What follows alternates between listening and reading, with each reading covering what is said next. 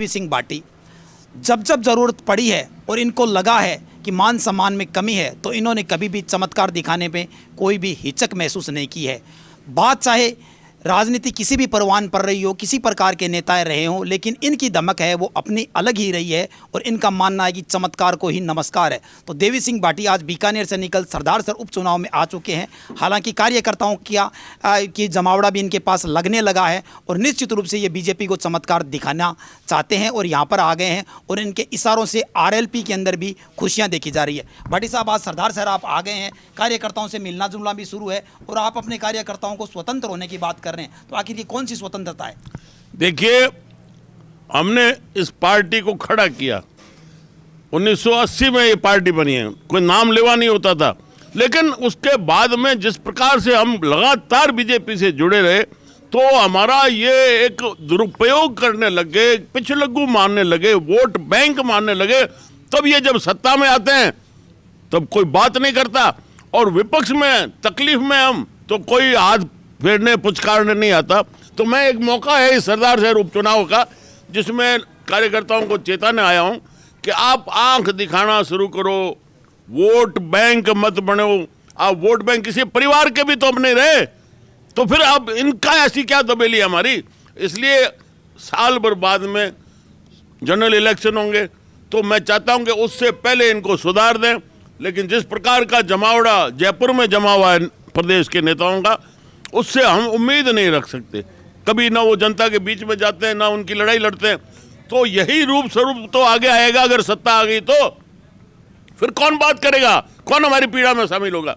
इसलिए चाहता हूं कि मेरा कार्यकर्ता, मेरे साथी जो सामाजिक न्याय मंच में भी रहे और मौकों पर भी साथ देते रहे, वो जागें, चेतें। भाटी साहब, आप बीजेपी को अनेक बार चेताते भी रहे हैं और अपनी नाराज़गी जताती भी रहे हैं। इसको लेकर आपने एक सामाजिक न्याय मंच का भी गठन किया था, लेकिन आपका दिल हमेशा बीजेपी के लिए धड़कता है और फिर भी आप नाराज़गी जताते हैं, तो क्या अभी भी बीजेपी के लिए दिल नहीं धड़क रहा है? देखिए, इस कांग्रेस ने तो पहली बार हजारों साल तक हम लड़ते रहे भारी आक्रमणकारियों से, लेकिन कभी देश के टुकड़े नहीं हुए। पहली बार कांग्रेस ने टुकड़े कराया, सबसे बड़ा तो वो, और बाकी तो ये खैर दूसरी बातें। सवाल है कि अब जो भारतीय जनता पार्टी में हम साथ में, इनको अगर नहीं चेताया तो ये वही लक्षण करेंगे जो 50-60 वर्ष तक कांग्रेस वालों ने किए हैं और उसका सफाया होने जा रहा है। तो इसलिए मैं चाहता हूं कि भारतीय जनता पार्टी को अगर वो हैं अपनी शर्तों पर रह के मजबूत करें और वरना इनको आंख दिखाए, तभी रास्ता बनेगा। वरना आम जनता जो आपके साथ जो जुटी हुई है, मौके के ऊपर सत्ता आने के बाद में वो बहुत पछताएगी कि हमारे ये आगे अगुआ कार्यकर्ता हमारा कुछ कार्य सही नहीं करवा पा रहे।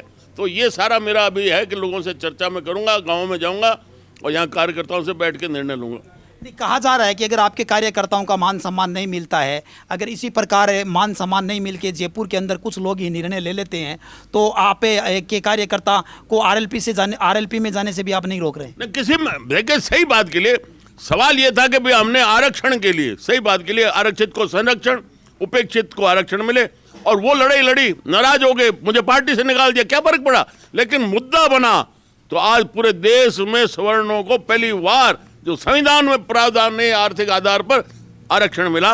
और इसी प्रकार मैं चाहता हूं कि आगे भी, अभी मुझे पार्टी छोड़नी पड़ी, जिस प्रकार के इनके लक्षण हो गए, गलत आदमी को एक टिकट देते हैं एमपी का, तो मैंने विरोध किया था। और आज भी मैं, अगर सही मुझे लगा कि इस बात के ऊपर अड़ना चाहिए तो हम अड़ेंगे और पार्टी सही करना हमारी जिम्मेवारी, हमारे कार्यकर्ताओं की जिम्मेवारी। हम ढीले रहे तो पार्टी का पैंदा बैठ जाएगा। इसलिए हम चाहते हैं कि वो जो बैठे हैं वहां, जो ताले की चाबी लेकर जयपुर के अंदर, वो सुधर जाएं, जनता के कार्यकर्ता के बीच में जाएं, उनकी लड़ाई लड़ें। कम से कम साल भर तो लड़ाई लड़ लो, चाहे कहीं भी तकलीफ हो। कभी भी पार्टी के ये नेता जाके जमीनी लड़ाई नहीं लड़ते। तो इसलिए मैं चाहता हूं कि ये जागे, चेतें। बाटी जी, वसुंधरा राजे को भी लंबे समय से दरकिनार किया जा रहा है, वो भी राजस्थान के अंदर बीजेपी को खड़ा करने में उनका भी बहुत योगदान रहा था, तो ये नाराजगी भी कहाँ तक है? देखिए, मेरे कहने से कुछ नहीं, आज भी किसी से पूछ लो, मासेज की लीडर है वो वसुंधरा राजे है और वो इतने लोकप्रिय हैं कि आज बिना नोटिस के सरदारसर में आके खड़ी हो जाए बाजार में, वो हजारों आदमी इकट्ठे हो जाएंगे। तो ऐसे जो जनता से जुड़ा हुआ लीडर है, अगर उसको आप कहीं जयपुर की पंचायती से अलग रखते हो तो ये मैसेज गलत जा रहा है, लोगों में बहुत भारी नाराजगी है। मैं चाहता हूं कि जो जमीन से जुड़ा हुआ, लोगों के बीच में रहने वाला, जिसके ऊपर विश्वास है, मैसेज का लीडर है, वो आगे, कागजी ये नेता वहां नहीं होना चाहिए। आपने अभी भाटी साहब कहा था कि गलत आदमी को टिकट देते हैं, आपके टिकट वहाँ से अर्जुन मेघवाल को देते हैं और ज़मीन से जुड़ा हुआ और पार्टी का कर्मठ कार्यकर्ता होता है, वो ज़मीन को और पार्टी को अपनी माँ मानता है। तो कि ये नहीं लगता कि आप दोनों ही जो पुत्र है वो बीजेपी से बिलोंग करते हैं और आप दोनों को कर्ण अर्जुन के रूप में देखा जा सकता है? तो क्या इस राजनीति के महाभारत में आप दोनों एक नहीं हो सकते? नहीं, महाभारत में देखिए ये है कि अर्जुन राम मेघवाल जिस प्रकार से आए, हमने समर्थन दिया, तब टिकट मिली, जिताया, सब कुछ था, लेकिन उसके बाद में कांग्रेस वालों से मिलकर बीजेपी के उम्मीदवारों को हराने का प्रयास करे, मैं तो विरोध करूंगा आखिरी दम तक। और ये एक संदेश होना चाहिए कि अनुशासन, अगर बात करते हो अनुशासन की, तो अनुशासन पार्टी में रहना चाहिए, चाहे कितना ही बड़े लीडर हो। तो इसलिए ये एक होना नहीं है। मेरे स्वभाव से मैं जो चाहता हूँ उस प्रकार से अगर कार्यशैली रहेगी तो अब हम किसी के साथ एक हो सकते हैं, भारतीय जनता पार्टी के लोगों से। अगर उनका कहना कुछ और करना कुछ, तब फिर हम साथ नहीं रहेंगे। आप साथ नहीं रहेंगे। भाटी साहब, हनुमान बेनीवाल है जो आरएलपी है, वो बीजेपी से समर्थित भी रहे थे, बीजेपी को समर्थन भी दिया था, राज्यसभा में भी उन्होंने सुभाष चंद्रा को वोट भी दिए थे, वो भी मतलब लगभग भाजपा के करीब ही दिखाई देते हैं। तो क्या यह माना जा सकता है कि हनुमान बेनीवाल की जो लगातार ताकत है बढ़ रही है, वो नाराज कार्यकर्ताओं की वजह से ही बढ़ रही है? देखिए, मैं तो इतना जानता हूं, मुझे विद्रोही स्वभाव अच्छा लगता है, मैं भी विद्रोही विचार रखता हूं, शायद मुझे ऐसा लगता है, और वो भी विद्रोही विचार रखते हैं। तो इसलिए आप उन कार्यकर्ताओं को आगे लाने का मौका तो दो, लीडरशिप ऐसी हो तभी तो वो निकल के आएंगे। जैसे सामाजिक न्याय मंच में कितने युवा तैयार हुए थे, नई लीडरशिप की पौध खड़ी हुई थी। तो इसलिए मुझे वो ठीक लगता है जो विद्रोही स्वभाव का हो। सही बात पर अगर अड़ता है तो हम साथ देंगे, और नहीं तो हमारा कोई किसी से बंधन है नहीं। किसी से बंधन है नहीं।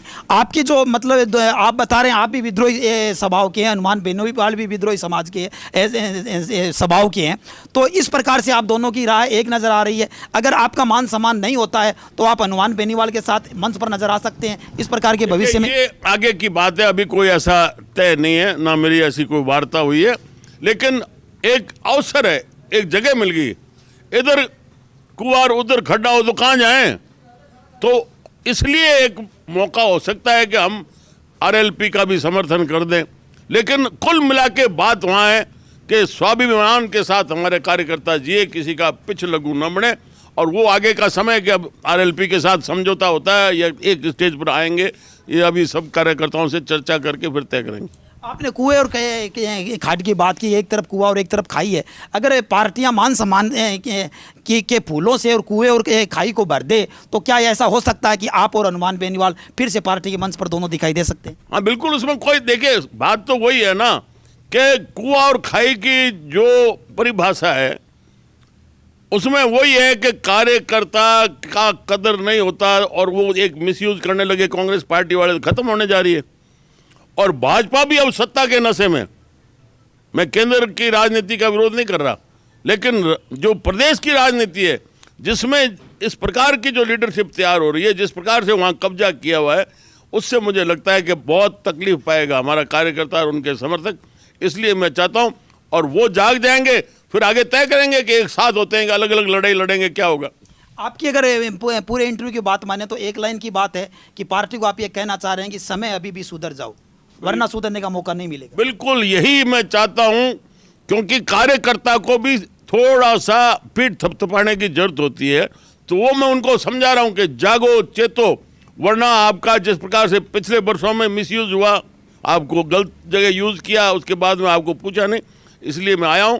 और ये मैं चाहता हूं कि मेरा कार्यकर्ता विद्रोही बने, आंख दिखाए और जनता की आवाज में अपनी आवाज मिला के उनकी पीड़ा में शामिल होकर सामने खड़ा हो जाए।